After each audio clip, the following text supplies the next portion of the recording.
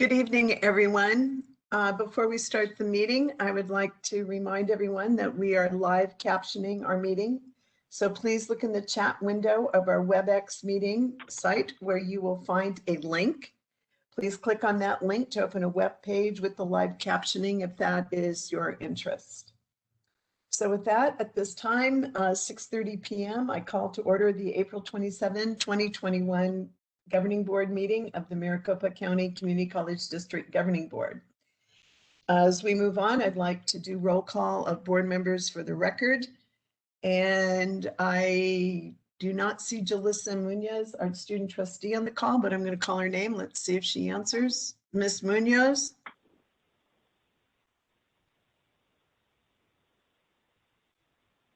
Moving on, Ms. Bittersmith. Here. Thank you. Ms. McGrath.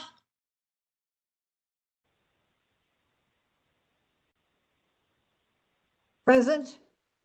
Thank you. Dr. Narini. I'm here. Great.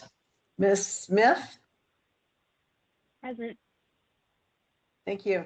Dr. Thor. Here. Thank you. Ms. Nguyen. Present.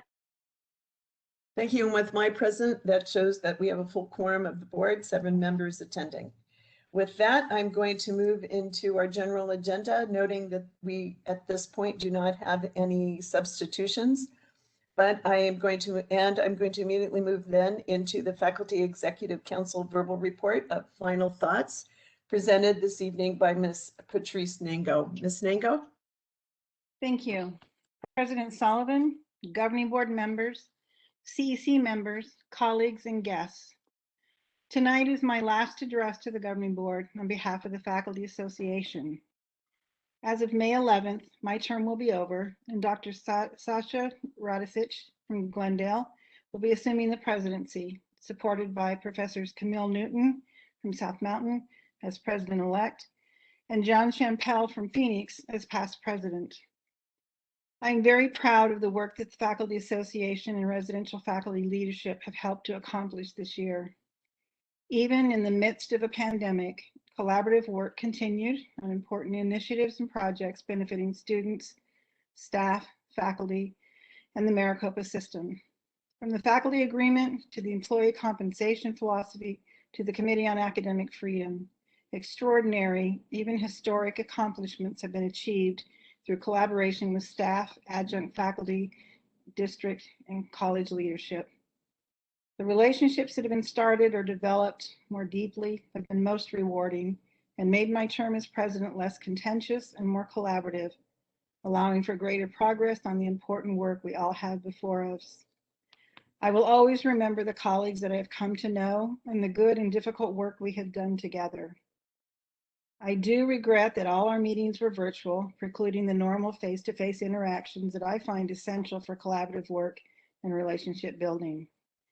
On the upside, I had the dubious distinction of being the first Faculty Association president who never held or attended a single meeting in person face-to-face for their entire term of office. Certainly not what I expected or set as a goal for my leadership of the Faculty Association, but we make do and rise to the task before us. I hope my rise met the challenges before me and that the Faculty Association and Maricopa as a whole benefited from my time as president.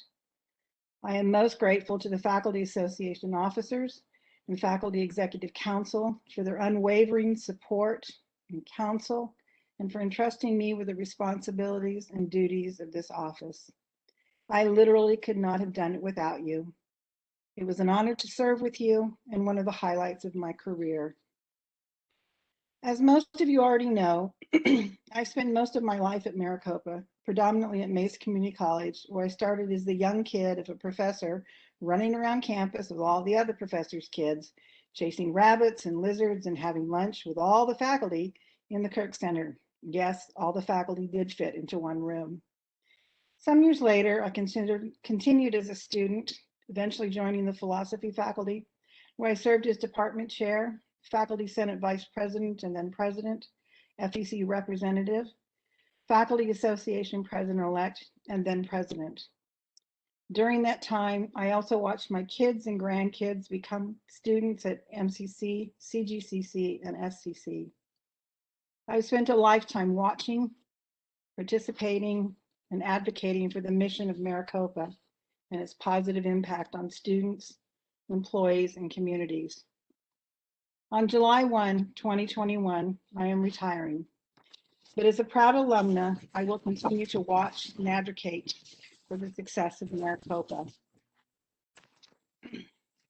Given my long, deeply personal investment in Maricopa, with your indulgence, I would like to share some parting observations and concerns and hope it helps Maricopa to move successfully into the future.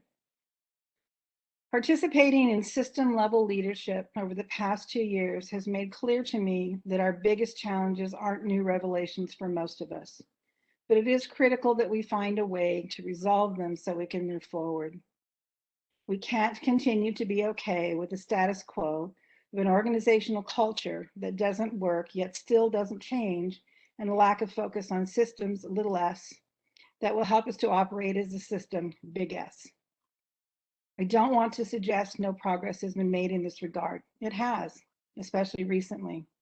But this piece is hard for us, and we must continue our progress with a strong sense of urgency if we are to break through.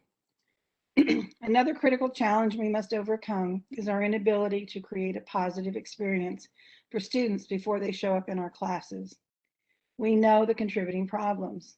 Students have a really hard time registering for classes, gaining access to an advisor, navigating financial aid, getting their questions answered.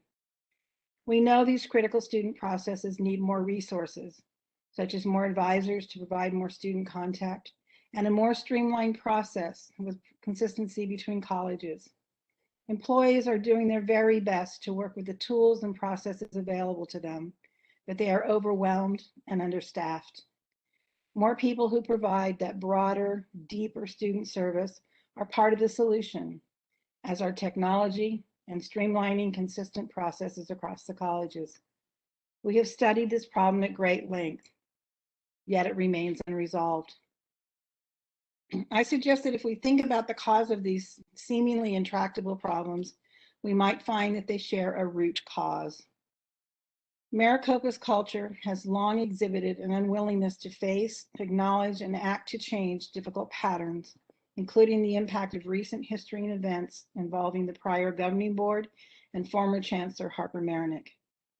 In addition, Maricopa culturally embraces a parochialism that stifles not only our understanding of and ability to work across colleges and the district as a system, but also undermines our willingness to change the culture that facilitates this parochialism. Please understand that I'm not trying to pick a fight. I have a deep and abiding love for Maricopa as an institution and for its employees, its students, and the community it serves. But I do feel an urgent and pressing need to call for Maricopa to come together as an institution to address these issues head on right away. We know that Maricopa exists to help students succeed and build a better life for themselves and their families. And caring about and valuing our employees positions all of us to succeed and build a better life for ourselves, our families, our students, and the communities we live in and serve. It will be hard work, but we have survived a recession, a year of pandemic, and a system shutdown. I have full confidence that we are capable of not only surviving, but thriving. I thank you for your time. My deepest gratitude to all the amazing people that I have met and worked with over my years at Maricopa. I will miss you, but I know that the work we have done will position Maricopa to continue its mission of bringing success to all that come to them, whether student or employee or community member or governing board member. As we owe it to those whose legacy we seek to fulfill, what we do from here is our legacy. Thank you.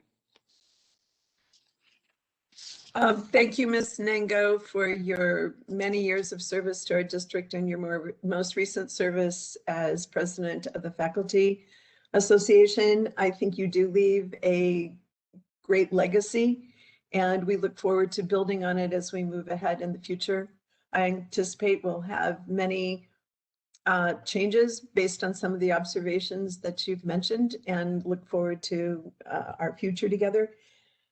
And welcome also Dr. Sasha Radizic to the presidency of the association, and I'm sure he will be representing his colleagues very well to the governing board in the future. So Thank you so much, Marie. You're very welcome, Patrice. It's been a pleasure working with you, as I know many people could say the same. So thank you. Thank you again, and best luck in retirement. I hope that you're able to see some people in person. Thank you. That would be nice. I know, for all of us, it would be. Thank you. And with that, conclusion of that and best wishes to Ms. Nago, I'm going to move to the Adjunct Faculty Association report. And I want it noted that Dr. Train has presented a written report that's attached in board docs. So she does not require some speaking time on the agenda tonight. Moving on then to the interim employee senate report, again presented to us by Ms. Anna Chandler and Ms. Shannon Monjay. Women? President Sullivan, members of the board, Dr. Gonzalez, members of CEC and guests. My name is Shannon Monjay. I come before you as the co-chair of the Interim Employee Senate. I am also an administrative assistant for academic affairs at Paradise Valley Community College. Presenting with me today is my co-chair, fellow colleague Anna Chandler, who is a student services analyst for the ACE program at Scottsdale Community College. And further along in our presentation, you will hear from one of our first guest Senate representatives presenting today, Tammy Lesbron Dunnigan, a student services specialist at Chandler Gilbert Community College. Next slide, please. We want to start off our presentation today by offering some welcome and gratitude to several of those who have worked hard over the past couple of months. We want to say thank you to our information technology departments across the district for their round-the-clock work, support, and collaboration to get us through the technical outage we all experienced over spring break. We can't even comprehend how hard they worked, but we want to say thank you to them over and over again. Thank you to the staff of the Password Reset teams who stepped up and volunteered to get staff, faculty, and students connected again before classes resumed with the IDME chat and the help desks across the district. And thank you to everyone who helped to keep staff and faculty working and supporting students during the outage. We are forever grateful. Next slide, please.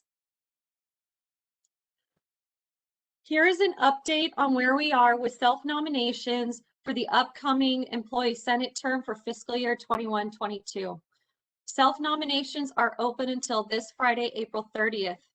To all the staff that are listening across the system, if you feel the call to serve, whether as a campus rep or a senator for your campus, please nominate. If you have any questions, reach out to your campus reps, myself, or Anna Chandler. Elections will be held district-wide May 3rd through the 5th. As you have seen throughout the weeks during the self-nomination time period, we have had many communication campaigns via email with a wealth of information for all. We held 3 district-wide town halls showing the importance of employee representation and followed up by Q&A. A lot of our campuses also held local town halls, which were attuned to the culture of those campuses. All our Senate reps across the district went out and supported those campuses. We had wonderful turnout and great conversation. Kudos to all those campuses that hosted town halls. Anna and I, as well as several Senate representatives, have met with individual constituency groups to discuss representation. We thank those groups for opening up their meetings to us and allowing us to present to them. And finally, we want to thank our chancellor, our provost, district and college leadership, and faculty leadership for their support for staff to have representation. We would like to wish Patrice Nango well on her new journey. Please enjoy retirement. You deserve it.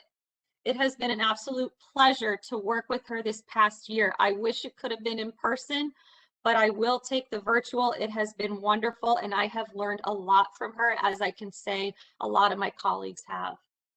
We look forward to the continuing collaboration with Sasha Radicic and FEC, Terry Train and adjunct faculty. We look forward to the next year with you. Next slide, please. In response to the budget and compensation presentation that was given during the work session on April 13th, we want to thank Dr. Jim Moore, Gary Ukinto, Dr. Georgetta Kelly, Frank Wilson, and their teams for the hard work that went into that presentation. The staff are so appreciative of the innovative thinking and strategy towards the budget and compensation for all employees. You all are bringing the compensation philosophy to life, and we thank you for that. We also want to thank all the governing board members for their questions and open dialogue that ensued during the last work session. A lot of good points were brought on both sides and caused a lot of conversation for staff as well, so we thank you for that. And now I turn the presentation over to my colleague, Anna Chandler. Thank you, Shannon. Good evening, President Sullivan, governing board members, Chancellor Gonzalez, members of CEC, campus presidents, and colleagues. The Senate would like to take the time to clarify why we support and advocate for the budget that is being proposed is approved by the governing board. COLA is a way to ensure that equitable adjustments are made for employees to afford everyday costs such as food, clothing, and other necessities. This is not a pay raise or raise based on performance. A cost of living adjustment is a response to inflation, which is a necessary business practice to ensure employees are able to afford basic necessities and no longer struggle or have to rely on working multiple jobs to provide for themselves or their family.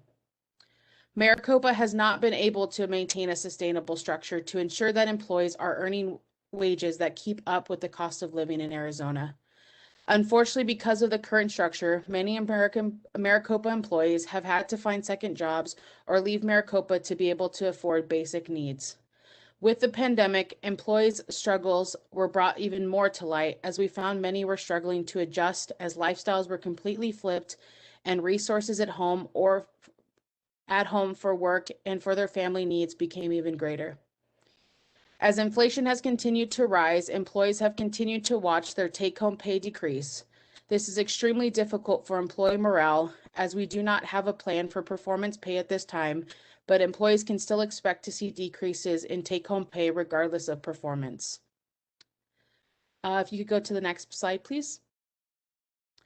Employees wanted to bring to light the current living situation in Arizona. As many employees' rent and mortgages goes up, their take-home pay does not. If the current budget being presented is approved, it would help employees balance the quickly increasing cost of living in Arizona. In researching the current cost of living in Arizona, renting from a 1-bedroom to 3-bedroom apartment ranges from $932 to $1,900 for just rent.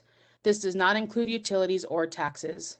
The average home value in Arizona has gone up by 18.6% in just 1 year, putting Arizona homes at average of $350,000.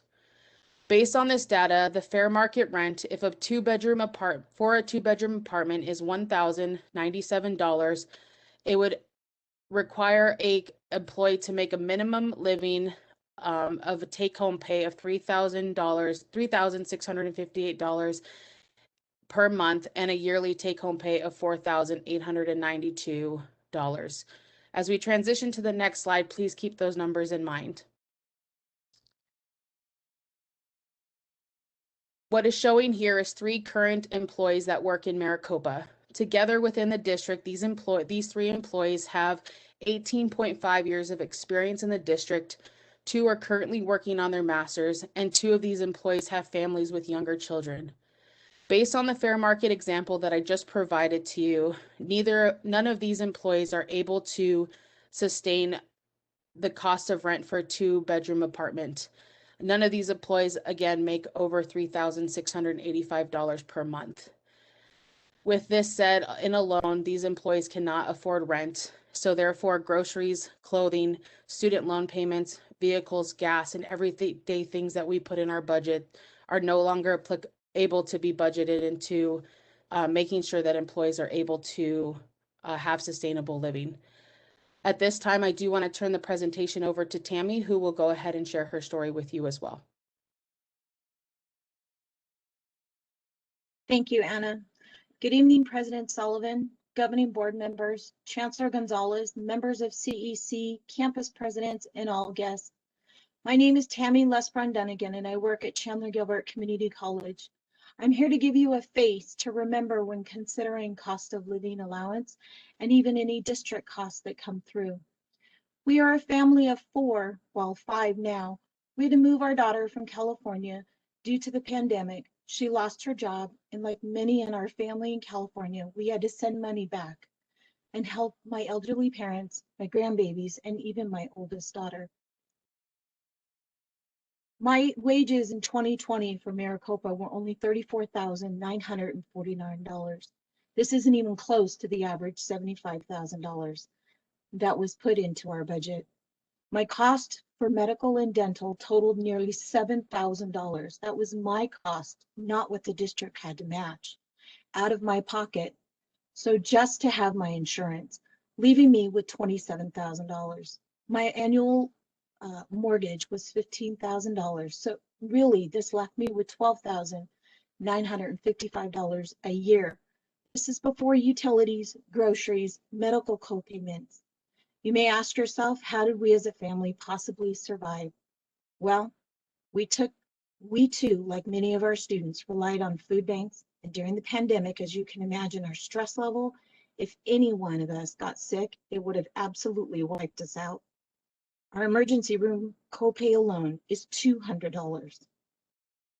I share with you my personal story so that you will know that we too are part of Maricopa.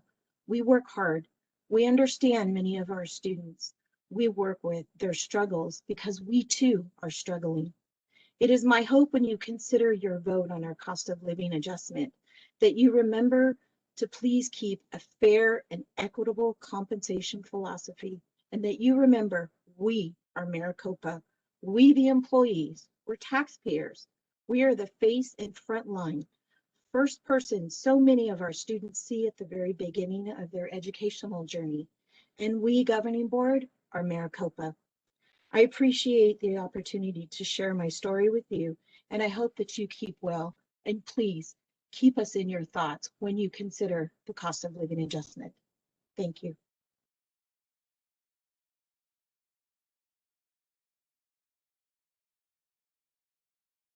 Thank you, Tammy. I will go ahead and turn the table back over to Shannon as she finishes out our presentation. Thank you, Anna, and thank you, Tammy, for your story. As you can see, employee morale is going to be impacting our students. COLA is just one step forward of many steps that we need to take to improve the overall morale of employees within Maricopa. Our employees, our staff and faculty are dedicated to their students and work to ensure student success. As Scott Cohen and Hyde Winston noted in What It Takes to Be an Administrative Leader in the Academy, organizations can't be better than the people who work there. Education is primarily a human interaction business. The enterprise centers on relationships, with the most important relationships being between faculty, staff, and students.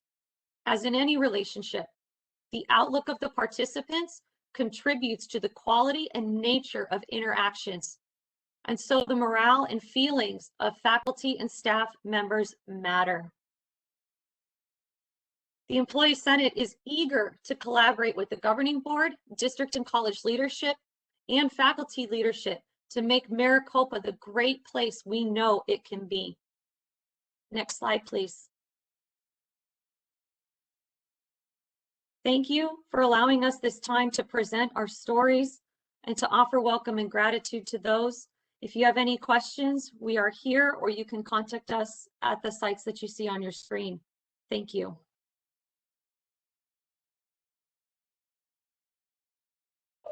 Thank you, leaders, for your presentation this afternoon. And particularly Tammy, thank you for sharing your story. I know you're not unique, but you are an individual with a family who has the situation ahead of them. And however we can offer support and care to you as well as other employees is certainly top of mind for us. So thank you for your courage in talking with us this evening. And thank you to you, Ms. Chandler and Ms. Manger, for bringing those stories forward. With that, I'm going to move to student life reports. And our first one this evening is from Gateway Community College, Student Life and Leadership, presented by the advisor, Ms. Jessie Palacio, Landon Key, who's also Student Leadership Council Chair, and Lynn Wesley, Student Senate Representative from Gateway. So take it away. Good evening, President Sullivan, members of the board, Dr. Gonzalez, members of the CEC and guests. My name is Jessie Palacio. I'm the Director of Student Life and Leadership at Gateway Community College. I would like to introduce our first presenter, Lynn Wesley.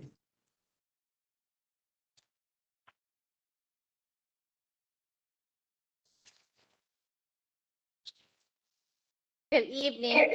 My name is, can you hear me? Yes. Yes. Good evening. My name is Lynn Wasley, and I am the current Maricopa Student Senate Representative for Gateway Community College. And tonight I'm so excited to provide you with an update on the happenings of our campus. We have launched a new Go Green environmental club, and they are planning a pollination garden. PTK is exploring how to expand and best serve students through the food pantry and our partnership with St. Mary's Food Bank. Gateway offers a monthly drive-through food distribution, twice monthly actually. In honor of Women's History Month, the Women's Rising Club launched a book club. Advisors and students have been reading Becoming by Michelle Obama. We are so excited to announce that the Center for Student Life and Leadership is being remodeled. Gateway will have the first of its kind Diversity, Equity, and Inclusion Center in the Maricopa District. Previous multicultural services and offices for specific populations have existed. However, this center is the first in the district dedicated to provide learning and development around a variety of diversity, equity, and inclusion topics for students from all backgrounds. The Diversity, Equity, Inclusion Center will be located adjacent to the Student Life and Leadership Center. It is an extension of Student Life and Leadership. The Diversity, Equity, and Inclusion Center has already begun hosting workshops. So far, students have enjoyed the following: understanding my identity, checking my perceptions, race, ethnicity and colorism, mental health and wellness, gender and sexuality. Recently, Gateway hosted the following events. Dr. Tyrone Bledsoe, the founder of Student African American Brotherhood, spoke at about bridging the academic achievement gap. Gateway also hosted the Langston Hughes Project with Dr. Ron McCurdy. Dr. Amy Diaz recently hosted a town hall, Still We Rise, Students' Reflections on Resilience and How Gateway Goes Forward. A panel of students shared their experiences and made suggestions as to how Gateway can continue to help work with students in the future and what has been done well during the pandemic.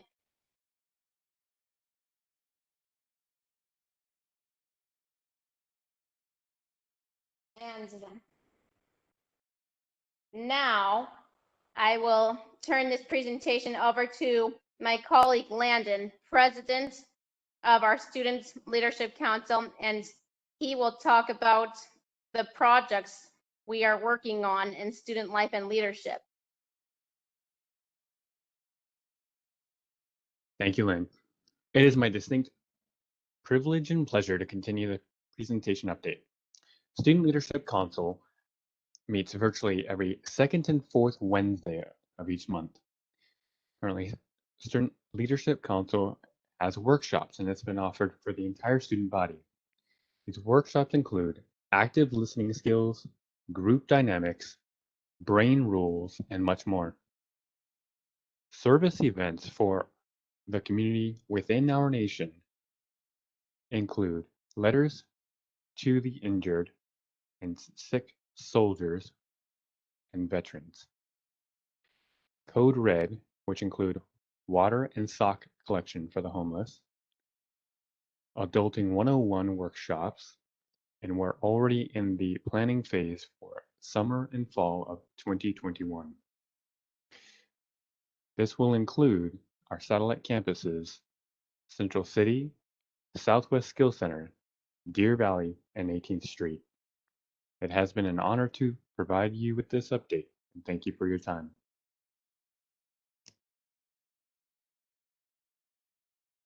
Back to you, Jesse. Thank you so much for your time. So that concludes our presentation from Gateway. And with that, I'll move to the next student life report from South Mountain Community College. I want to note, people to note that this is a video file. So anyone who called in directly with their phone will not be able to hear the audio. But you will be able to watch and hear the video once it is posted to our YouTube page. For those of you who can access this, you may control the volume and size of the video, and options for these are in the bottom right of the video. So with that, I'd like to welcome South Mountain Community College DECA DECA Club Advisor, Mr. Brian Smith, who's going to be present, and note that his video presenters are Esenia Escareno, David Fierro, and Omar Sanchez, SMCC students and DECA Club members. So thank you. Elsa's trying to get that video on there, would be my guess. Give it just a For minute those to of load you up. on the phone are getting ready to see this. I'm sorry, Elsa. What? Just waiting for it to load up. Okay, thank you. Are we almost there, Elsa? President Sullivan, members of the board, Dr. Gonzalez, members of the CEC and guests. My name is Brian Smith, DECA Advisor and Accounting Faculty at South Mountain Community College. We are presenting on behalf of student life at South Mountain and members of the DECA organization. I've been with DECA for 2 years at South Mountain. We are here to share our success stories with you from this past year. I have seen our students work hard and experience great successes in their competitions, as well as their personal academics. I've encouraged and pushed our students to reach higher and take risks. I'm proud of all of my students and wish they all could be here on this presentation. However, we have 3 excellent examples of success that are here to share their experiences with you today. Hi, my name is Yesenia Escareno. I'm a first-generation college student, and I will be graduating this semester from South Mountain Community College and be transferring to ASU next semester to obtain a bachelor's in accounting. I'm also the first in my family to go to a university. I am currently the vice president for South Mountain's DECA chapter, and this was my first year in DECA at the college level, and it was an amazing experience. I competed in a financial accounting event at the state competition and qualified to compete at the international competition. Competing allowed me to get hands-on experience in my field of study that I can use in the future. I was able to meet many new people through DECA and learn from many presenters. I'm honored to have been a part of DECA at South Mountain and overall have had a great experience at the college. I will truly miss this college and the great professors like Brian who have had a great impact on my educational career. I will take my knowledge to succeed in the future. Hello, my name is David Fierro, and I'm a first-generation college student that is pursuing an accounting degree at South Mountain, and I'm going to be transferring next year to GCU to complete a bachelor's in finance. I've had an amazing experience at DECA, competing against 50 other colleges and universities in the stock market game. And during the competition, I developed an investment strategy that actually helped me win and secure first place in the competition, which then qualified me for ICDC. I'm thankful for all the knowledge and resources DECA has provided me, and I'm happy to be able to apply that with in my future career. I'm also thankful for our advisor, Brian Smith, for pushing us to compete and for being a valuable resource throughout my whole DECA journey. My name is Omar Chavez, and I am also a first-generation student. I am currently pursuing my major in business admin with an associate's in accounting. I am second place winner of the DECA stock market competition, which made me qualify for the ICDC. Due to my success in the stock market competition, I decided to open a Roth IRA with Fidelity, which I have already reached 100% return in less than 6 months. DECA overall has been a great experience, even with the whole COVID thing going on. I learned how to teamwork, learned about the great opportunities DECA has to offer, and best of all, I learned how to compete with others through online. These 3 students are examples of all of our students at South Mountain DECA. I wish them all good luck in the future and look forward to their future successes. Thank you for the opportunity to present this to you this evening. Thank you very much for the presentation and congratulations to all the students involved in that.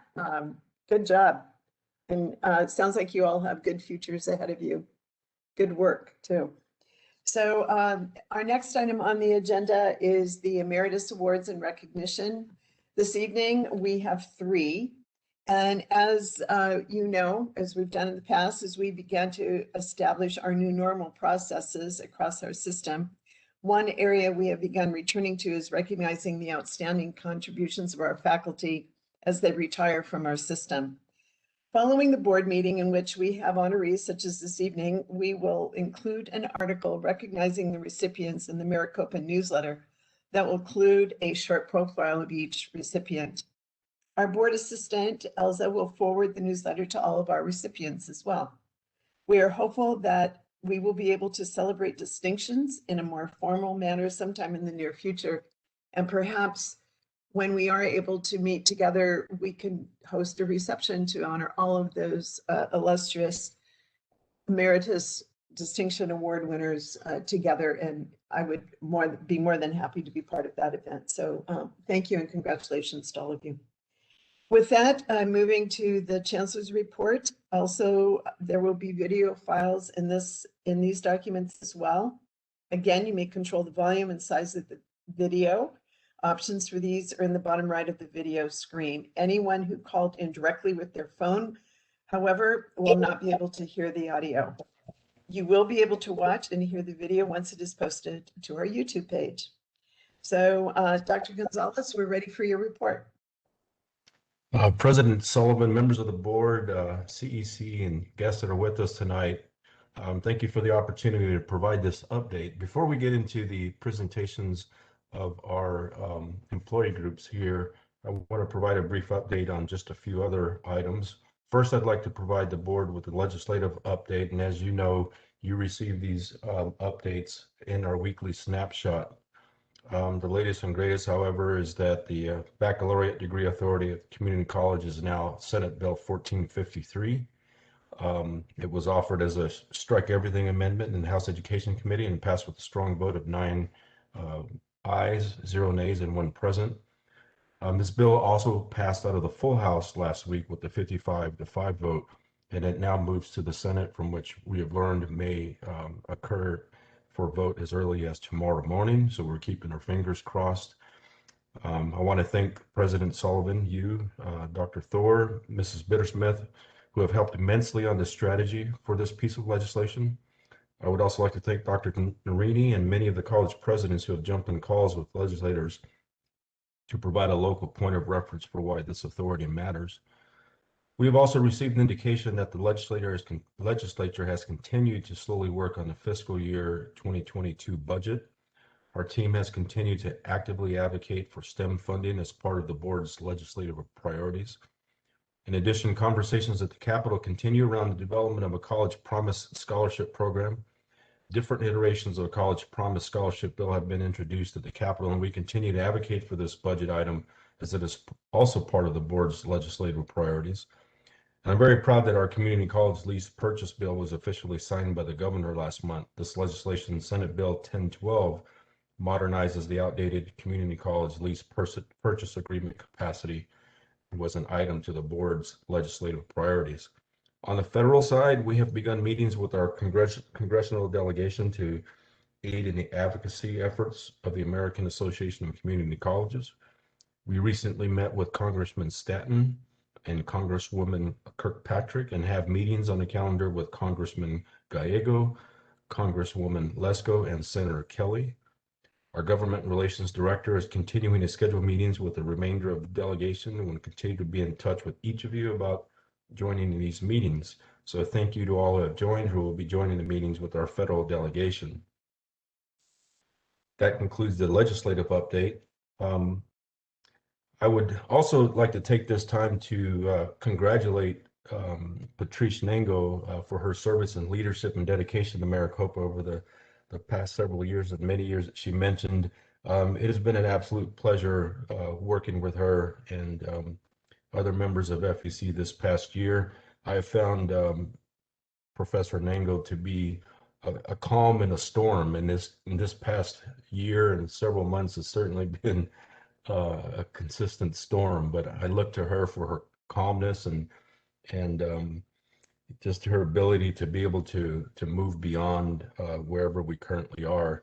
And I also appreciate her wisdom and her thoughts about what Maricopa can do differently and the challenges that it needs to overcome to move to the next level. And I would say that I wholeheartedly agree with you, Professor Nango. And I only wish that you could stick around to help us overcome some of those challenges that you mentioned. But we do look forward to the leadership of Dr. Radisich and other members of CEC and our faculty across the district to help get us to that next level. So I wish you many years of a prosperous and enjoyable retirement. As you all know, I'm sorry? I just said thank you. And oh, you're welcome. It's a tempting offer, but I appreciate your kind words. It was a pleasure working with you. Right. Well, thank you, Patrice. As you all know, we have started the enrollment process for the summer and fall semester. Currently, for the fall semester, our headcount is down 9.4% when compared to this time last year. Our FTSE is down at 15.2%. What I might add, however, is that we started the enrollment process 2 to 3 weeks later than we did the previous year. So we're not really comparing apples to apples here. We do have some, promising data that is hopefully pointing to a better summer and fall semester than we had last year. We do have some colleges that have some pretty significant positive enrollment growth, but on the average, those are the numbers that we have to report, and that was as of this past Friday. I'd also like to let you know, board members, that as you know, we are moving into commencement season. Most colleges will have a virtual commencement, possibly drive-through exercises and ceremonies that will begin to take place as early as May 14th through May 21st. If you haven't received one already, you should be receiving an email soon that notifies you of the time and dates of those ceremonies. Convocations will be held in a similar manner. Most will be providing a congratulatory message in Stoll, and we may have one or more that are also holding some virtual program, and these will likely be scheduled between May 12th and 15th. And I would encourage you to go to events.maricopa.edu/event/graduation on the Maricopa website for more information. And to answer the question now about next year, yes, we intend to return to face-to-face graduation ceremonies and commencement exercises, and look forward to that opportunity. And now I would like to introduce to you the final group of our Maricopa Affinity Resource Groups, Juntos por Maricopa and Equality Maricopa. And tonight for Juntos por Maricopa, our Hispanic Latino group will be represented by Jonathan Robles out of Estrella Mountain and Christina Izaguirre, who is out of Glendale. And then that presentation will be followed up by Equality Maricopa, our LGBTQ plus group, and will be represented by Eric Tanchez. So if the Juntos group will please take it from here. Thank you for the opportunity again to provide that update, President Sullivan.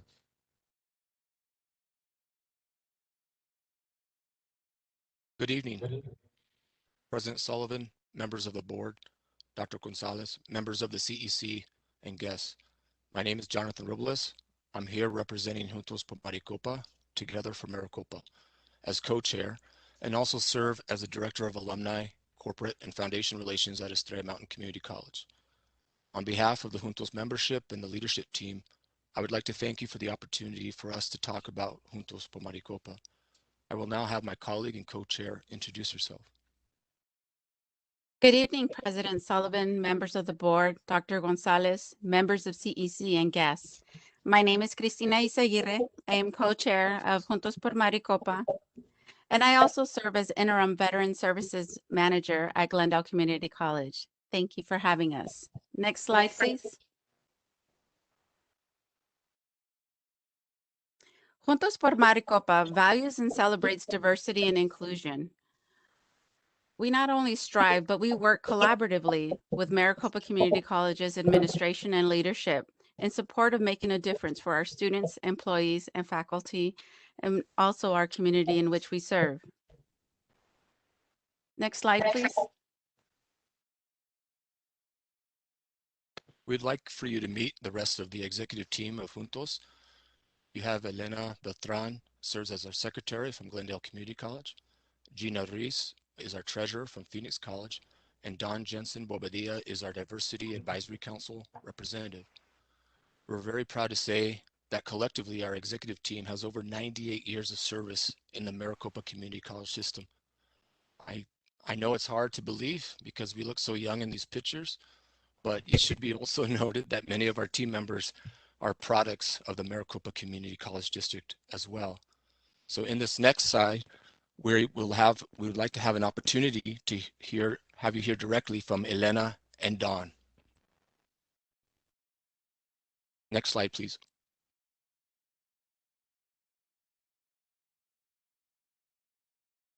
Hi, my name is Elena Beltran.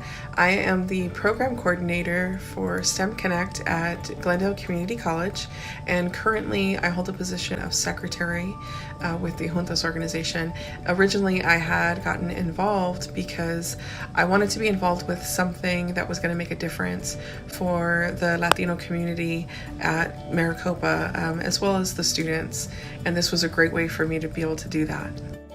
I am Don Jensen Boadia, Program Analyst at South Mountain Community College in the Office of the Vice President of Organizational Effectiveness and Technology and in the Events and Fleet Services Office. I am serving as the Diversity Advisory Council representative for Juntos.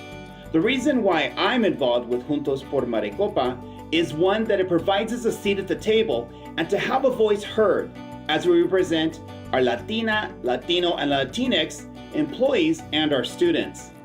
And secondly, it enables us to embrace our diverse, inclusive, and our rich cultural uniqueness that we bring to Maricopa Community Colleges. Gracias.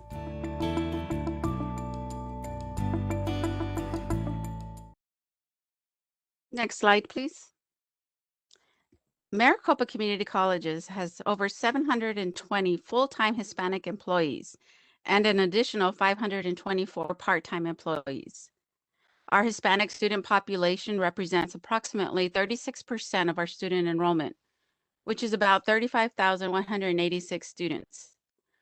Most of our Maricopa Community Colleges are Hispanic serving institutions with approximately over 25% of full-time equivalent student enrollment.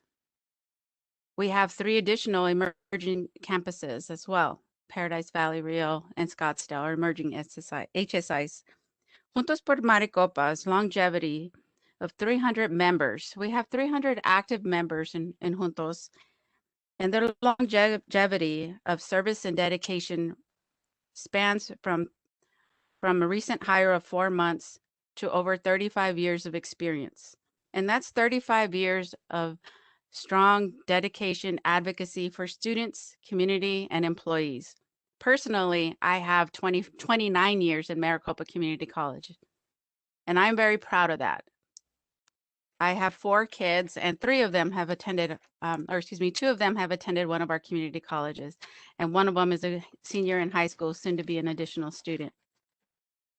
We are dedicated to not only making a difference for our employees, but most importantly for our students in the community in which we serve. Jonathan will share a little bit about our focus for Juntos por Maricopa. Next slide, please. Our focus areas are students and staff. With our membership being so large, everyone has different interests, skills, and passions. So we believe that there are many opportunities and roles for our membership to contribute to, learn more, and gain support within Juntos. Everyone truly has the opportunity to make a positive impact. For example, for the focus area of students, it could be assisting in scholarship fundraising, bringing awareness regarding student needs and success. For staff, it could be building a supportive network for employees and faculty through maybe mentoring or professional development. This spring, we did administer a survey to our membership in order to identify key areas of focus and to help us prioritize. And as we predicted, student and employee advocacy and professional development ranked very high, reaffirming our organization's focus areas. We'd also like to highlight that within our organizational structure, we have opportunities for staff and faculty members to serve as campus representatives. This provides a formal representative of Juntos por Maricopa at each campus, and our goal is that these representatives can assist their campus community, students, and campus leadership in supporting the college and district mission. For example, serving on campus committees or hiring committees for leadership positions. Again, ensuring that we are all aligned with the purpose and mission of the college and district. Next slide, please.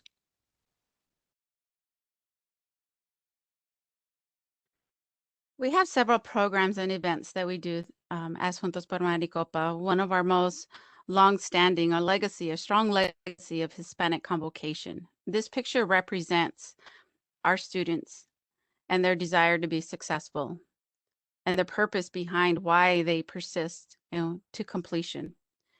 Our role here is, again, to support our student success, not only students, but for our employees as well. Juntos por Maricopa, we are very dedicated to that. And we also look and support on professional development. Juntos por Maricopa supports the Latino Leadership Academy. We also work very closely with the Maricopa Foundation in support of the Latino Legacy Scholarship Fund. To date, we've raised over $50,000. We look forward to our continued collaborative efforts with Maricopa Community College administration, leadership, and our employees and community partners to work towards student success. We thank you for your time today and appreciate your attention. We are happy to answer any questions you may have. Thank you again for your continued support.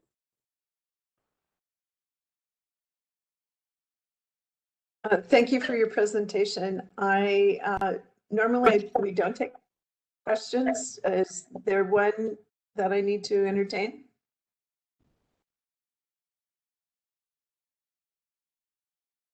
Again, thank you very much. We're grateful for what you're doing in our community college system. Thank you.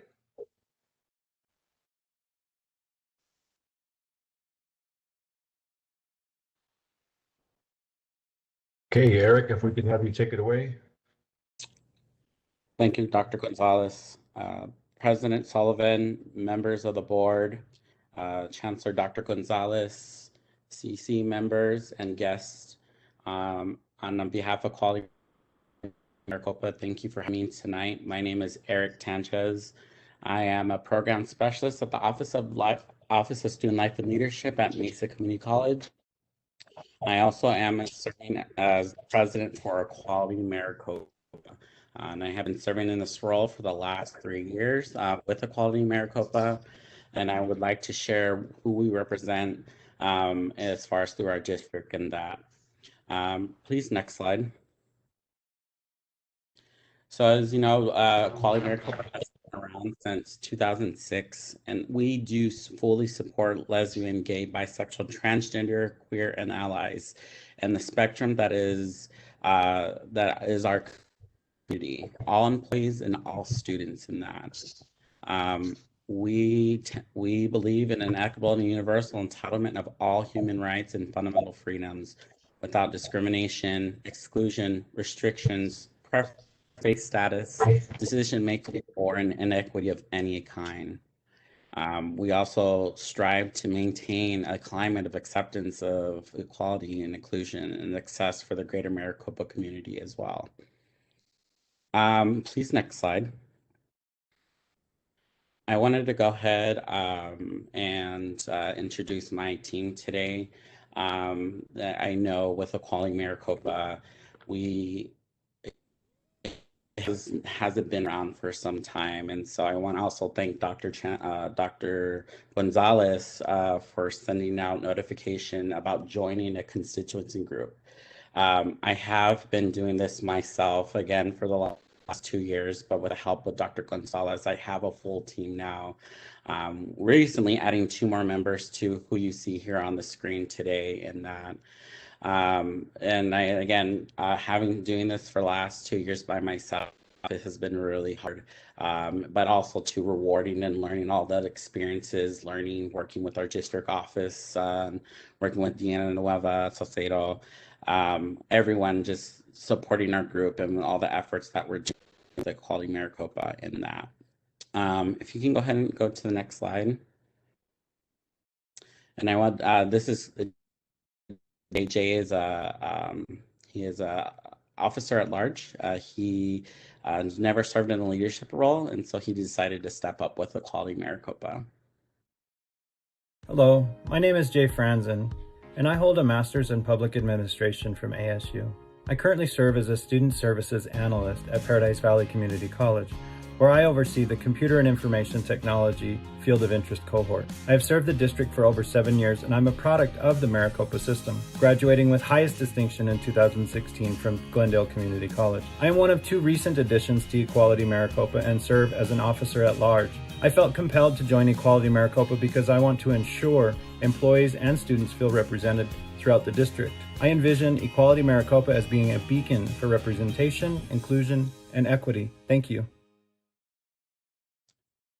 Next slide, please. All right, so one of the areas that we wanted to talk about today in our meeting is our data population, and we're seeing the challenges with it. So we know Maricopa is very data-driven, but we do not have information available readily for LGBTQ staff when it is available. Since we are data-driven, also saying that as well, you know, when we have convocations, we're able to pull students based on certain identifiers. Our population does not necessarily have that within our graphs yet. Right now, currently on the student information form, students can openly disclose themselves based on their gender identity. So that's identifying themselves either not on the spectrum of male or female, but they can identify themselves as trans or non-binary or any of that. And that's for students. But what we don't have is an option to identify ourselves as our sexual identity as well. What a rewarding thing, what we can do if we're able to collect that data in that. But also moving forward in the future, we're hoping to see if we can hopefully get this added on to our student information form so that we can see the growing numbers that are LGBTQ plus, showing that are reflected within our systems with that, because our national data reflects that in the growing numbers that are those folks who are LGBTQ plus in that. Having doing this for the last 2 years, our convocations that we have for LGBTQ plus students have been growing high. And what I could say is from 2006, we've only had 3 students, and going up from 2019 now, we have 125 students in that. LGBTQ identity rises to 5.6% of the latest in the US estimates. So when we're seeing new students, so we're talking about Gen Z students, adults, that we're seeing 1 in 6 do identify as LGBTQ plus. And again, we see this as the growing efforts of it all in that. But what we're looking for and hoping to be in a partnership with all of Maricopa Community College is that we really take the need of action of needing more support and having additional staff training in education, and increased awareness and visibility, more efforts to find scholarships specifically for LGBTQ students and outreach efforts in that. But also too, since we are in a DEI effort right now, that our leadership and support and cooperation is at the all-time need for our students. And I can say one thing is my dream one day is to open LGBTQ center across all 10 campuses where students are able to find a center to see themselves, where they can easily go and say like, oh, I'll see someone who understands me, advocates for me, knows the needs for myself and my well-being in my life in that. Please, next slide.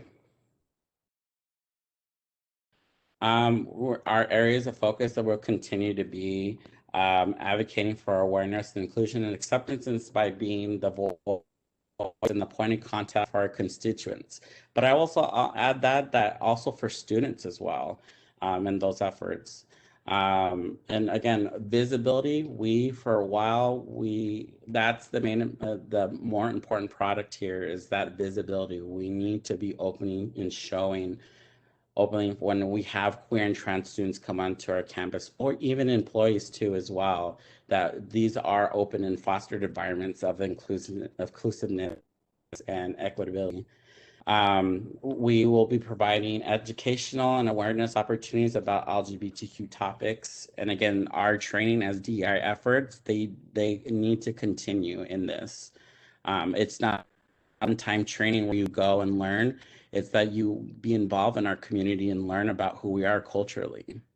And also fostering a safe space and equitable environment, which allows all students and the staff to be successful in that.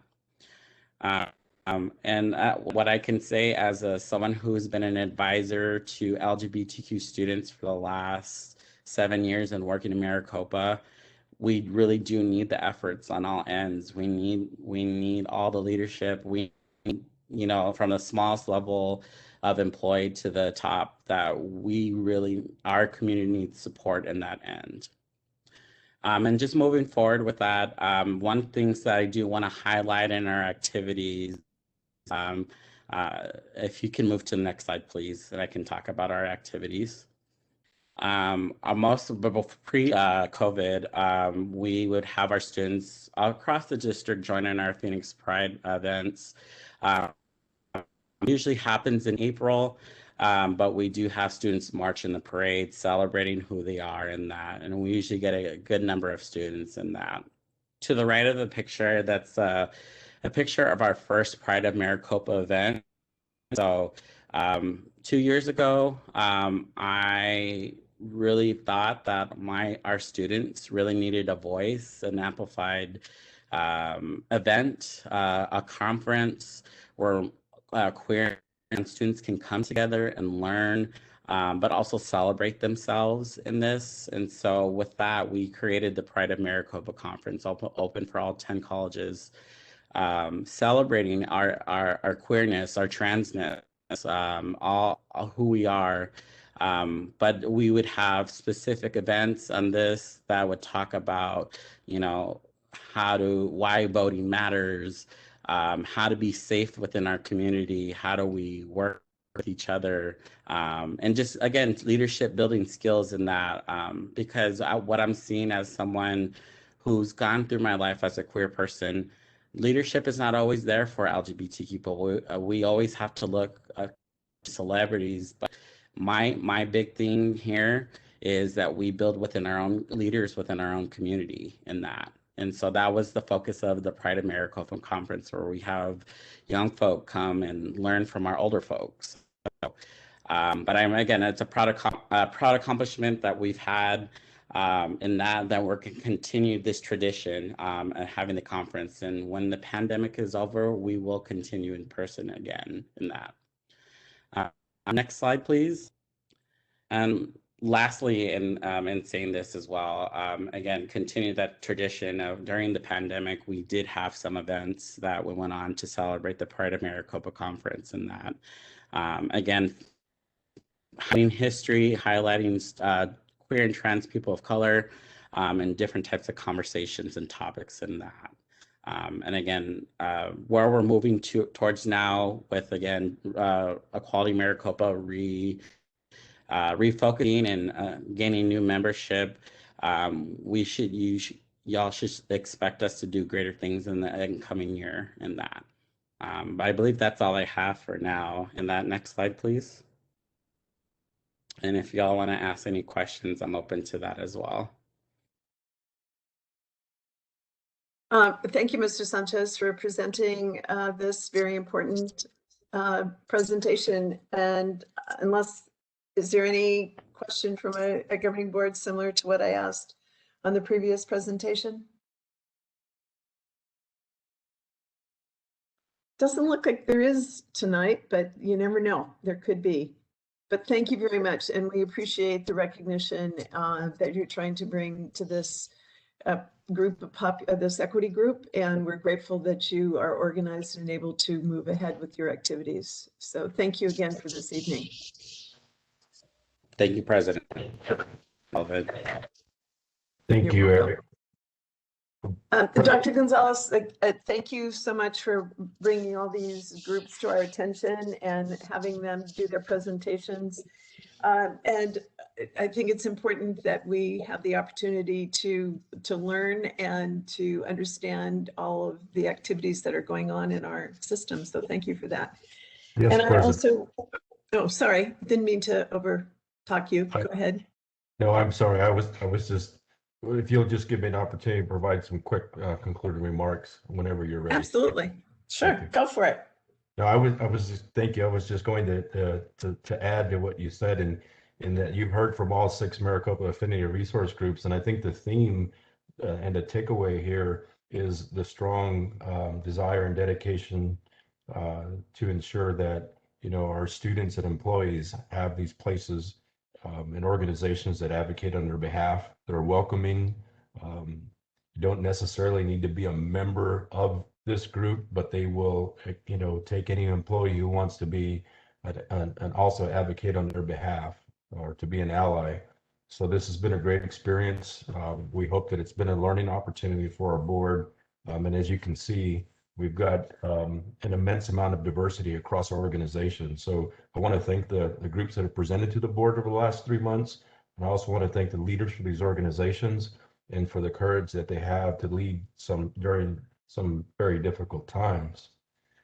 So thank you for that presentation again, Jonathan, Christina, and Eric. Finally, President Sullivan, members of the board, I would just like to give a very quick update. On April 7th, we held a virtual event. It was the Heroes event. As you recall, last year we were not able to have the event. We postponed that because of COVID, but we were able to have a virtual one on April 7th. And I want to thank Brian Spicker and his team who delivered an amazing event. It received much praise and accolades, and that actually translated into some record dollars for the organization. The foundation took in $330,000 for that evening. That goes directly into the hands of our students who need that support most. On Thursday, we have a Be a Student Hero event, which is a district-wide one-day giving event. There have been emails that have been sent out from the foundation. I would encourage all of us, especially our leaders, to lead by example and to go in and find a way to contribute to this wonderful effort to increase the size of our foundation to provide even more support to our students. So President Sullivan, thank you again. That concludes my remarks and updates tonight. Thank you, Dr. Gonzalez. And I also want to say thank you to Mr. Spicker and his team on a great event on April 7th. And yes, we should all look to be a hero for someone. So we'll pay attention to Thursday. And also, and maybe it's just a little late, but I'd like to have you to acknowledge your IT team as well for the stellar work they did on our behalf in bringing us out of our cybersecurity challenge last week. I don't know if Dr.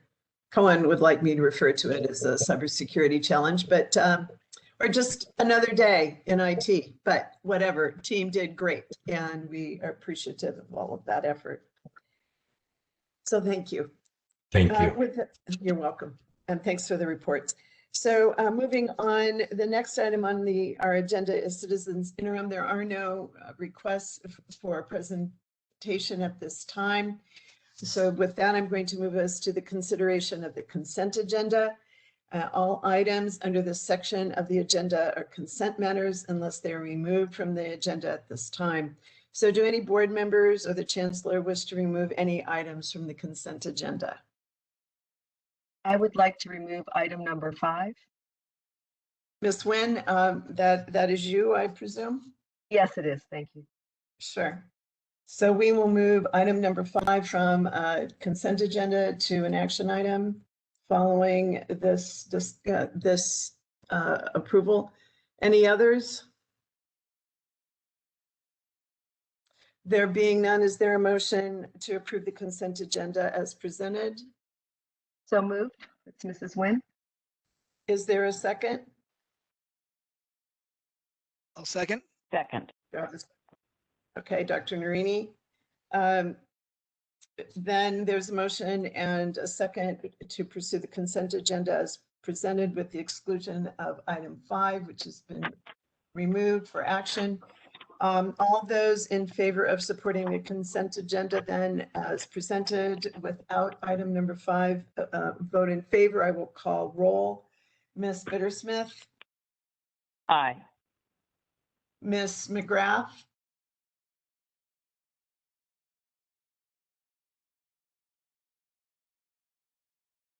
I know you're out there, Aye. Mrs. McGrath. Thank you. Thank you. Dr. Narini? Aye. Ms. Smith? Aye. Dr. Thor? Aye. Ms. Nguyen? Aye. I vote aye. The consent agenda as presented and through this motion goes forward with a vote of 7-0. Moving on then, as an action item, we have for consideration approval of the settlement agreement for Dr. Laura Swantek. And with that, I need a motion. Mrs. Sullivan, I move approval of the settlement agreement for Dr. Laura Swantek. It's Dr. Thor. Thank you, Dr. Thor. Is there a second on that particular motion? I'll second that. There's a motion and a second. Is there any discussion on the motion to move this out of the consent agenda? I move that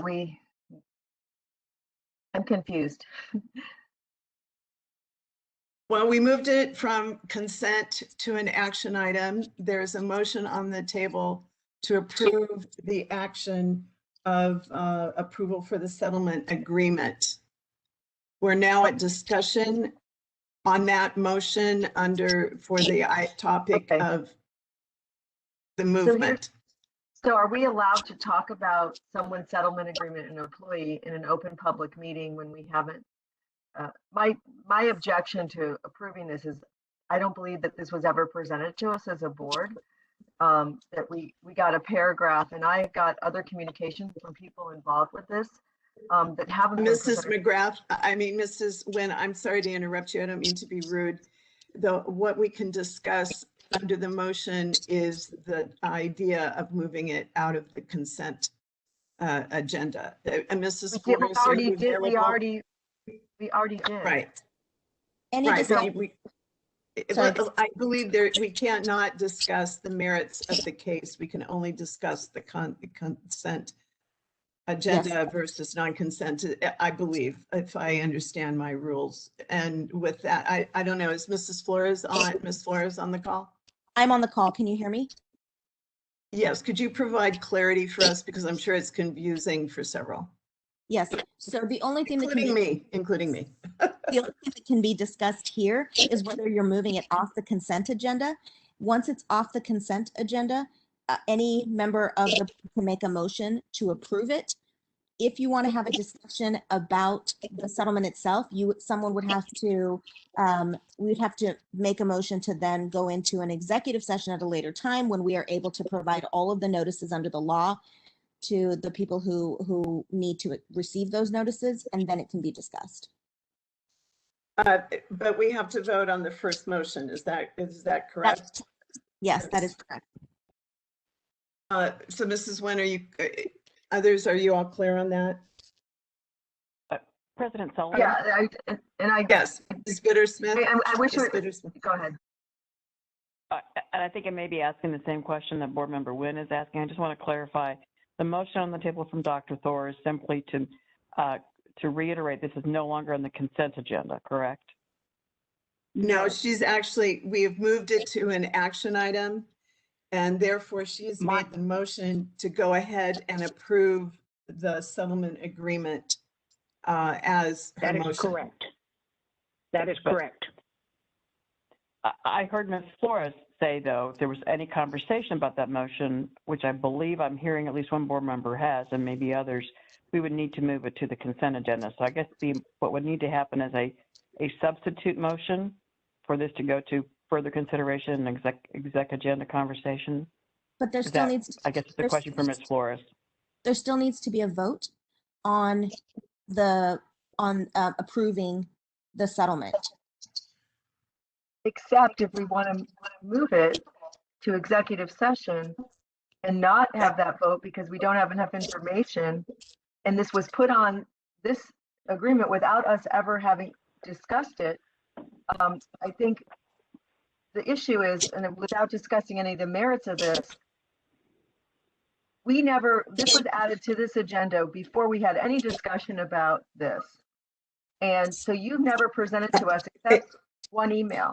And so I think I'm trying to be really careful. I'm not going to say anything about this. Right, I was going to say, do not be, I'm talking about, and I think so in the discussion, I think as a board, we should discuss, and this is generically, this is someone who's whatever, we can't talk the case, and this is a problem. I think we should talk about this in executive session because it sets a precedence that I don't think this board wants to set. Again, and we haven't had that discussion. Again, there would still need to be a vote on approving the settlement. There's a motion on the floor to approve the settlement, and there needs to be a vote on that first. No, to take it off the consent agenda. That's been done. Ms. Flores, go ahead. That's been done. That has actually been done. So there was a request to remove it from the consent agenda. The next thing, now it's an action item, and any member of the board can bring a motion to approve the settlement, to approve that action item. If there is, and it sounds like there's a motion already on the floor to that effect, there would have to be a vote on that motion first, and then we would go from there. I want us to proceed in order, and I appreciate the conversation. So we're out of order in terms of a discussion on the motion. Certainly protocol is one thing, and I guess I'm stepping out of protocol here too. There are no absolute admin regulations that articulate what the parameters around settlement agreement context. And yes, there has been precedent for settlements to have been approved without being presented in these sessions. In fact, a couple have already occurred in the last couple of years. But that's, I'm also operating out of the motion protocol right now. So I guess I need to be quiet and. Yes, we need to have a vote on the motion. Yeah, on the motion. Ms. Sullivan, I called the question. Thank you, Dr. Thor. What that means is we're going to vote on the motion as presented. So for all of those who vote aye on the motion to approve the settlement agreement for Dr. Swantek, I'm going to take roll again on that motion, and I'll start with you, Ms. Bittersmith. President Silva, understanding the need for discussion, I vote no. Mrs. McGrath? I vote no for the same reason. Dr. Narini? I vote aye. Ms. Smith, I vote aye. Dr. Thor, Aye. Ms. Nguyen, I'd like to explain my vote. okay? I believe that what we are doing is improper. And I believe that we are setting a dangerous precedent and this shouldn't be done this way. And I'm going to vote no. And I would encourage us to look at our procedures. And I'm vote next, and I'm next in line, and I'd like to explain my vote. There is precedent for us for lower dollar settlements to not have convened in e-sessions with discretion at the general counsel's office for certain levels of settlement. Recognizing and knowing that, I'm going to proceed on that background. And I would also acknowledge that the board needs to create a better understanding of admin regulations and policy around this topic so it doesn't become a matter of confusion or disagreement in the future. And with that, I'm going to vote aye. And therefore, the motion will carry on a vote of 4 to 3.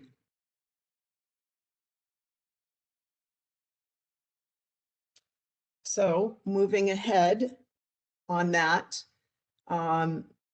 with the motion carrying, we're now going to move to other non-consent action items.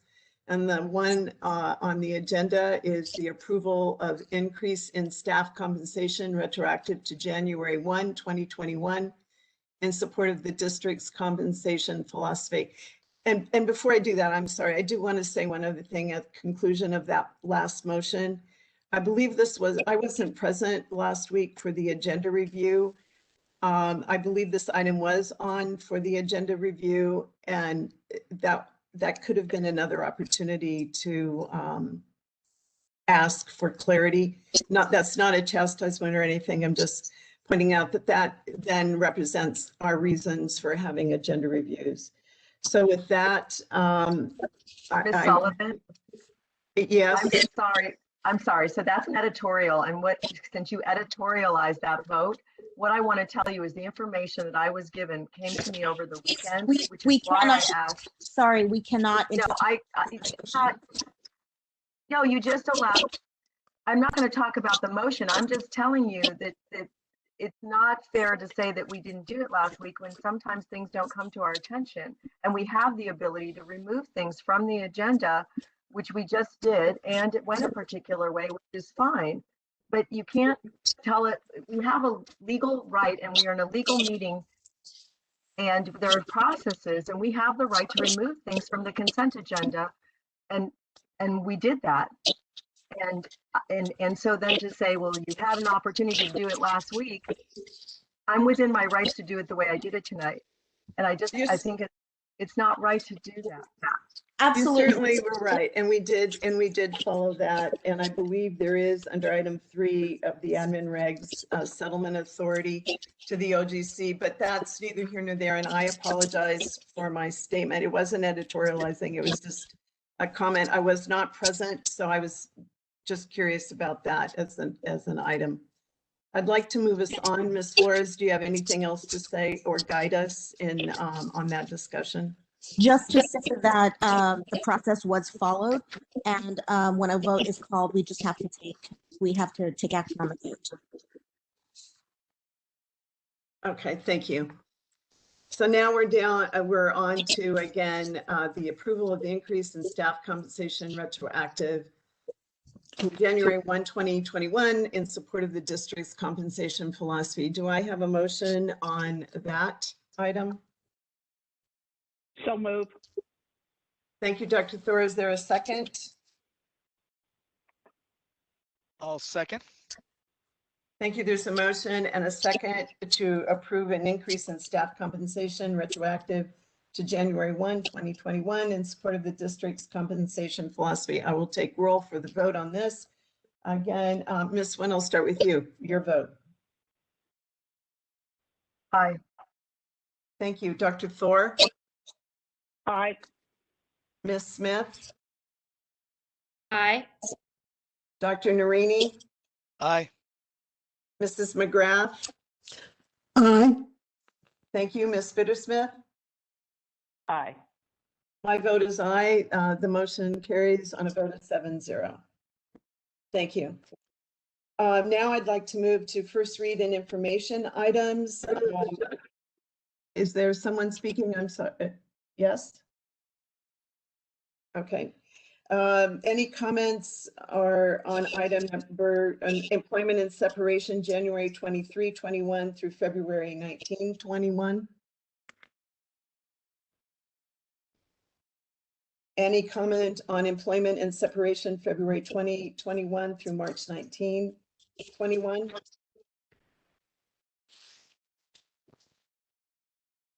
Is there any what? Okay, is there any comment on proposed new administration regulation 6.25 settlement authority?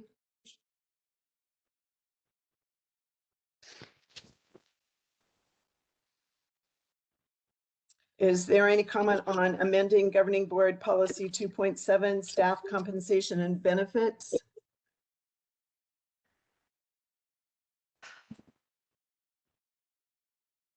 Is there any comment on a review resolution of the governing board shifting a portion of the reduction of the secondary property tax rate for funding current and future capital investments?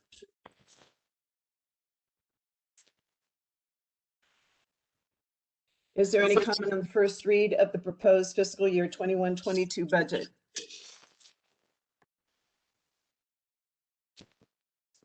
President Sullivan? Yes, Ms. Bittersmith. It's not really a comment, just a question that the board can get answers from subsequent to this meeting. I asked at the agenda review last week a little bit about and got good answers about what we would do as we got additional federal funding, how that would impact potentially re-looking or doing modification to the budget mid-year. I would simply just like to ask this question that again can be answered subsequently for the full board. Understanding that there is potential litigation, the Prop 208 money, could someone just provide the board with a little analysis of what the impacts of that might be should litigation unravel the 208 concept? And I'll leave it at that, and the board can see that in totality from whoever can respond to that. Thank you.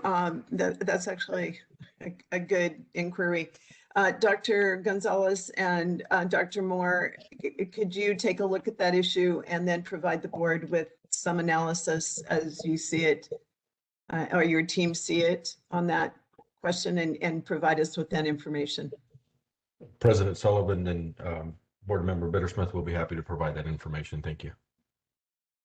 Thank you. And it's I don't know that we'll put a time frame on it, but certainly for us to consider the analysis prior to a second read on the budget is certainly most important. Yes, thank you. With that, then moving through the monitoring reports, item 1, the budget analysis report, Fund 1 for the period ending 2/28/2021. Any comment? Being none, item 2, same issue for 9 months ending 3/31/2021. Any comment? Thank you. Being none, let's move to governing board reports and your current event summaries. Board members, Ms. Bittersmith. President Sullivan, just a quick update for the board to know, and I think some board members know this. The Valley Interfaith Project has been very interested in what the district has been doing and what will help in terms of improving workforce opportunities for our county residents. And I am scheduled to do brief comments with them and their leadership next week via Zoom, just to update them on legislation, which may change in a positive fashion tomorrow, we hope, as well as other activities. Thank you. Enjoy the time with them. Mrs. McGrath.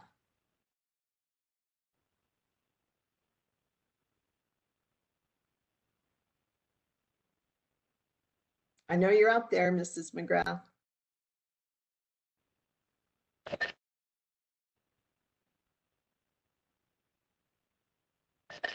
No comment. Have I come through yet? You are there. Yes. No comment? Okay.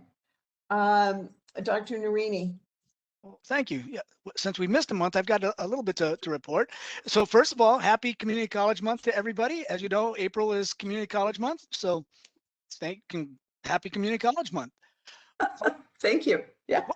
One of the things I was thinking about, one of the things I enjoy most about being a school counselor and being a board member is I get to be the ultimate secret shopper. I mean, because part of my job is to help students navigate the whole college process. So I get to call and email and contact a lot of the colleges in the district. I mean, I always do it as a counselor, never as a board member.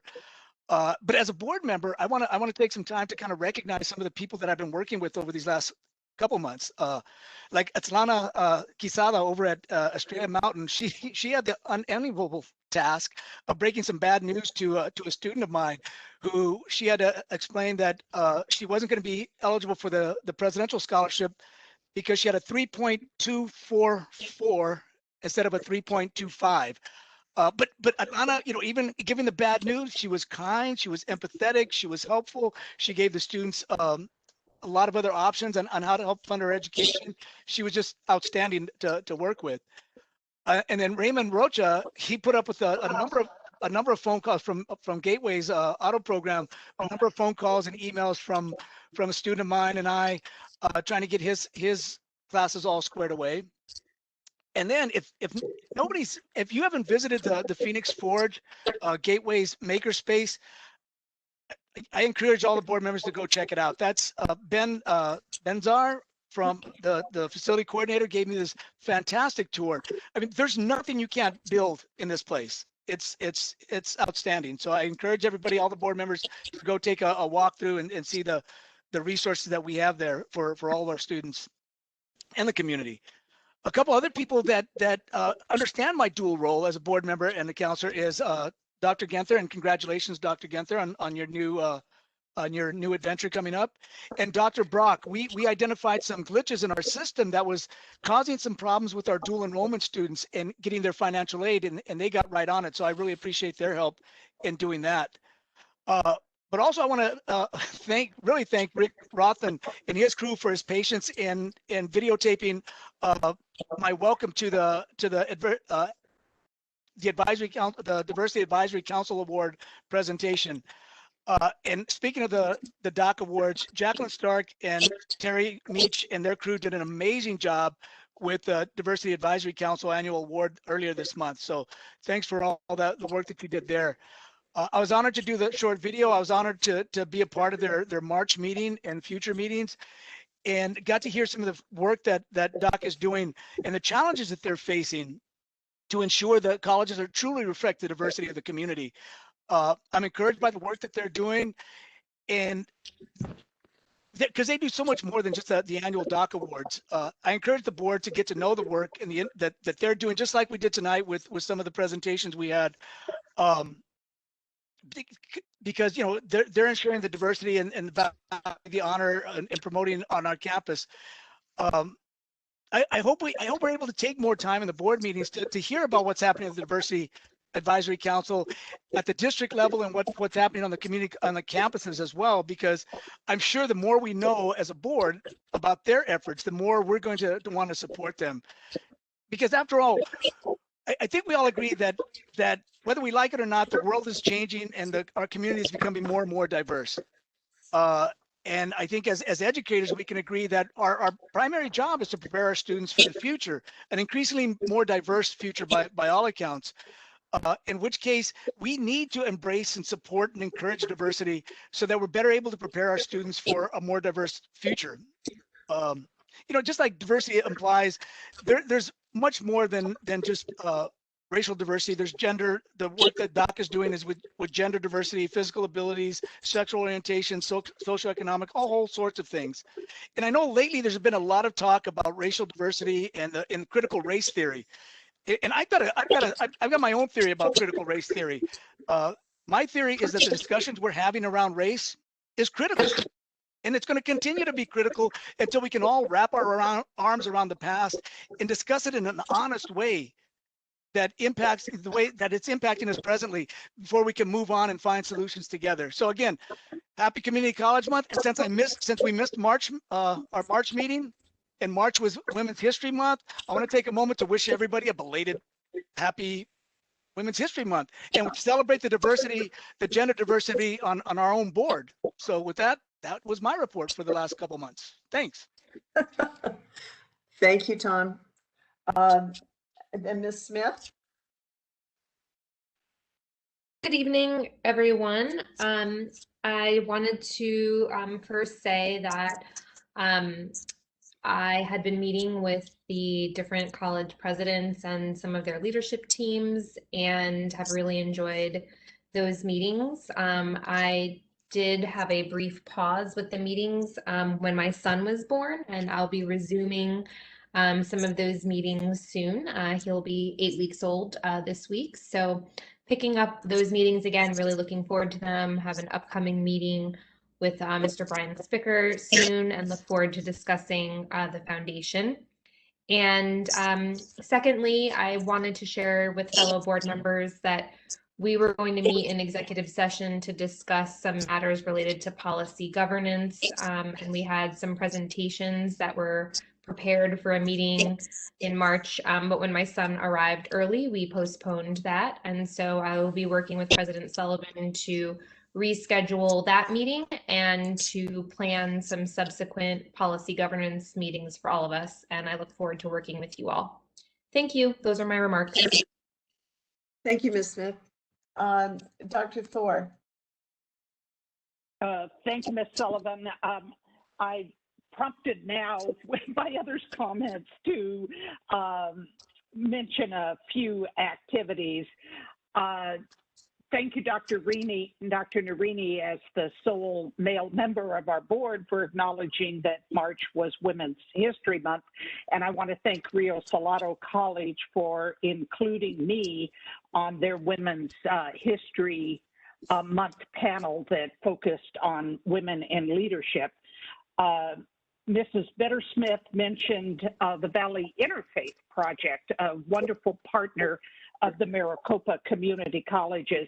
And in March, I had the opportunity to present to their Weill Public Policy Institute for members of the clergy, specifically talking about the role of community colleges in workforce development. And then we've already mentioned the extremely successful Heroes of Education event. In many ways, I thought the virtual event was even more impactful than the in-person events have been in the past. And finally, I also wanted to congratulate both the planners as well as the recipients of the Diversity Advisory Council Awards of Excellence, and to thank Dr. Narini for representing the board so well. That concludes my report. Thank you. Ms. Nguyen. Not to be redundant, but I want to acknowledge the work of the foundation. I think the work that Brian has done and the whole foundation in bringing resources to students so that they can attend college is one of the most critical things that we do as a college system. And I am hoping that on Thursday, people dig deep and they continue to contribute to our college, and to know that every dollar they give can make a huge difference. $500 can be the difference between someone going to college or not going to college. So I hope Thursday is a huge success for the foundation. I also want to thank and acknowledge Dr. Ganther. Working with this woman over the last 2.5 years has been my privilege. Anytime I called her, and I called her a lot because I would get a lot of calls from people needing help, she always was responsive. She always came up with a solution. I think this is such a huge loss for our district, but she will be such a wonderful, amazing college president. So they will benefit from all of her years here. And I just wish you just all the best success and wish you well, and hope that we will be able to replace you. I think it's going to take 10 people from all the amazing work that you've done. The other thing that has been going on is working, hopefully, to get dual enrollment with some of our college and high school districts, with Chandler and with Mesa, looking to, as both of our school systems are down, K through 12 of the high school system and our local colleges, to see if we can, by encouraging dual enrollment maybe over the summer or definitely in the fall, that we help each other by reintegrating kids back to school and in-person learning. I know we're headed that way. I'm looking forward to that happening. Tonight we listened to a presentation about the cost of living increase, which we'll be continuing to vote on. But one thing I heard that I just want to be clear, that employee morale, what I heard was employee morale equals how we will treat our students. I want to be very clear that I think we have some of the best educators and some of the best professors, bar none. But our human interactions are also critically important, and I hope that we are going to return to that. Maricopa Community College is a great place, and we want to make sure that we're taking care of our employees.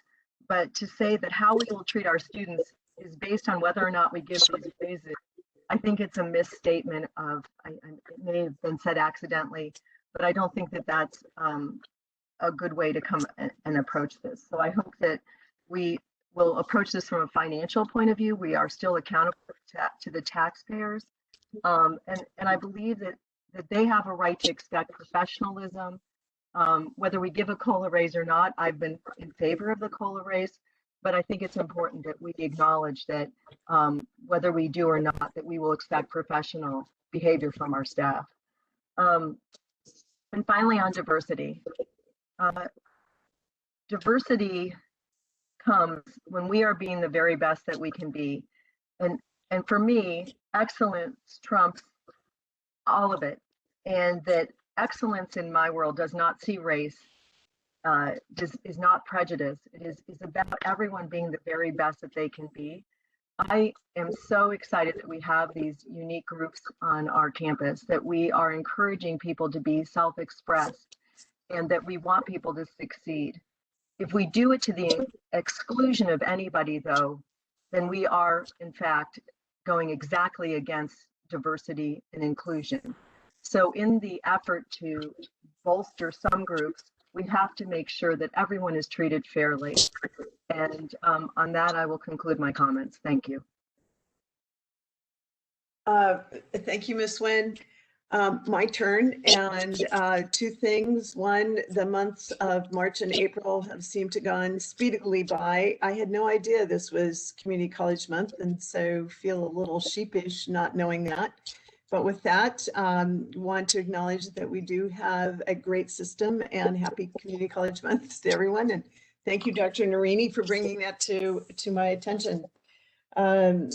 So I started March with some surgery and wanted to say thank you to all of you on staff who have supported me, and also to my fellow board colleagues for stepping in when I was not able to step at all. So thank you for that.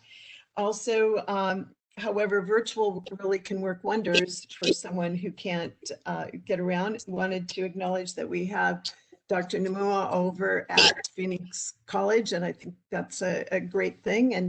And also want to wish Dr. Ganther the best in her move forward. I was able to be present for the foundation event and the diversity event, and I found them both very enjoyable. And I probably, out of all of the activities, I appreciated that we were able to hear the music and see some of the artistry of the students in both efforts, and also to hear stories from our students and faculty and others that really help put us in touch with our community in Maricopa when we're unable to be present with each other.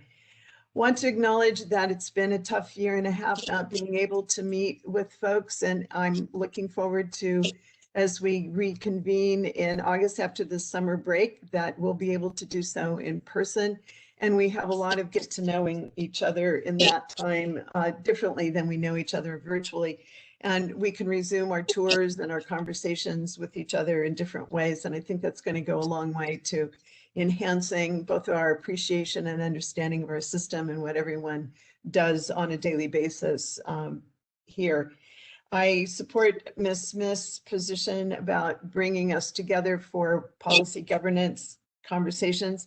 I think even given some of our conversations tonight, it's real important that we'll have the opportunity to come together and look at those policies and understand their relationship to the admin regs so that we can get a better appreciation. And one of the things I've been working with Dr. Gonzalez on is to determine when we can add some other work sessions that we will need prior to the end of our time together, the end of June. So stay tuned for some of those items, and they will also include the policy governance. And the other item that I will be speaking with Ms. Smith about is when we will hold a board retreat. Most likely now it would be end of August or September when we'll move in that direction. So I will just conclude by, it's been a long meeting tonight and we've had a lot of great information and presentations and learned a lot. And I want to thank all of the staff that I see on the call, presidents and others, and you're all doing wonderful work. I stand behind all that you do.